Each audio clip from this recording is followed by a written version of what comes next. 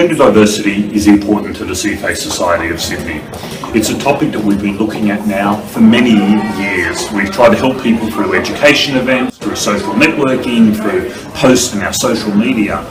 But I guess at the end of last year, what really crystallised it for us is that a number of studies came out.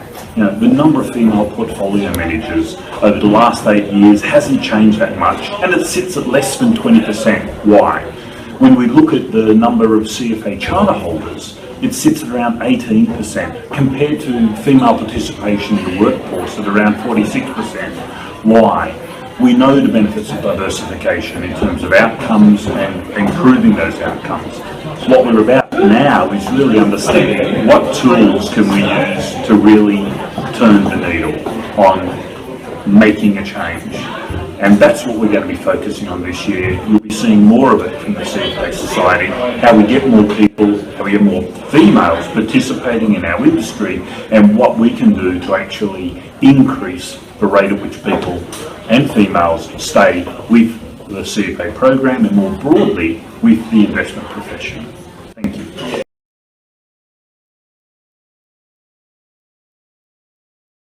Hi, I'm Lauren. I'm a client advisor at JP Morgan Asset Management.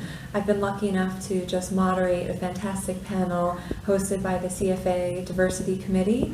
This was our first session on managing your career and ... and today's ... was parenthood and flexibility in the workplace.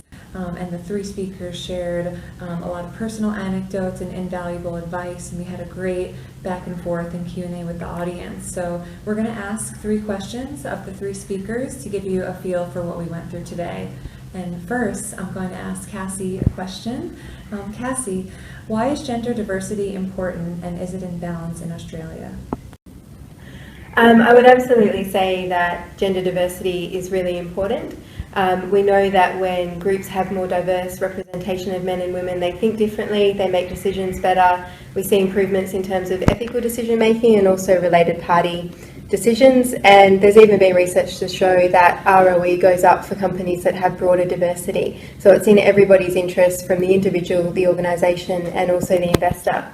To the second part of the question, is it in balance in Australia? Absolutely, it's not in balance. There's a number of pieces of research and statistics out there that show we don't have a lot of women in senior leadership positions, on the CEO of large organisations, or on boards. There was a great piece put out by AMP recently where they commented that there were more men named Peter acting as the chairman and the CEO of large companies in Australia than there were women in total. And I think that's absolutely astounding, and just shows that we do currently have a big issue we need to solve. Yolanda, what do we need to see change to create broader diversity? Ultimately, there are a lot of things that we need to change to achieve broader diversity in Australian workplaces. At the very heart of it, though, we really need to change the way that we think and feel and behave around people that are different to us. Research shows that we have a tendency to feel much more comfortable and find it easy to relate to people who look the same as us.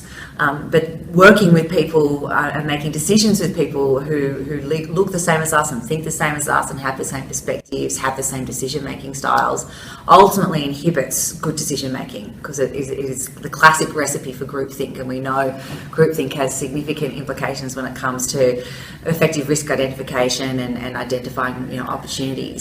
So ultimately, we need to help people understand the power of working with difference and what's available to people if they're able to really connect with people who are different to them. And that comes from a mindset shift to ultimately then change the behaviours that tend to manifest in workplaces. And critical to that is about building empathy within all of us to be able to capture that advantage of being able to work with different people so we can make better decisions. That's at the heart of gender diversity. It's at the heart of cultural diversity. It's at the heart of working with people that have different thinking styles and thinking preferences. And ultimately, coming out of that, there's so much potential when it comes to good decision making and better innovation. Jahan, how important is paternity leave to increasing equality for men and women in the workplace? Well, I think time out of the workforce as the primary carer is one of the key contributors to the equality gap in both pay and career progression. So anything that can be done to help provide a better balance is a good thing. In my own experience, I took 3 months paternity leave last year, which enabled my wife to go back to her career 3 months than she otherwise would have, which benefited not only her, but I found beneficial in terms of the time that I spent at home with my children, but also a sense of renewal in terms of reinvigoration and appreciation for both my role and my colleagues. So I think it was a win-win-win for all people involved.